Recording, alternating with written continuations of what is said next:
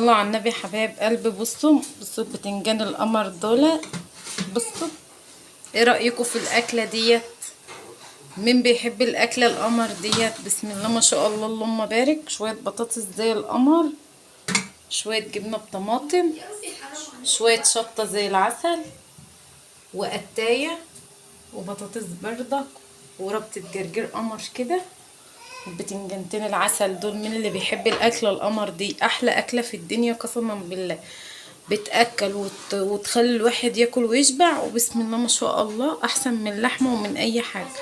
الاكله ديت قمر قمر قمر، بسم الله ما شاء الله اللهم بارك.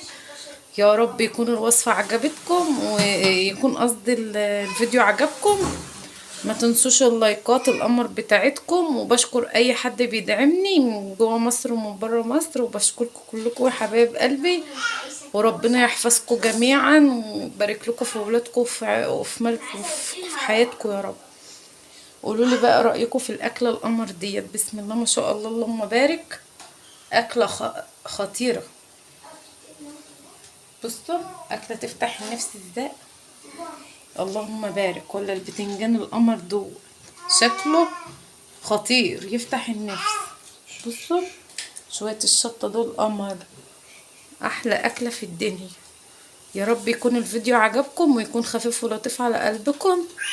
متنسوش اللايك والاشتراك في القناة، ويا رب الفيديو بتاعي يعجبكم. احلى اكلة في الدنيا.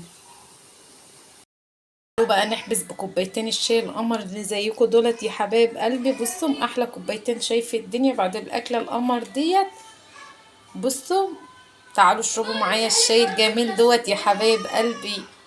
يا رب يكون الفيديو لطيف وخفيف على قلبكم، وما تنسوش تدعموني وتعملوا لايك واشتراك في القناه.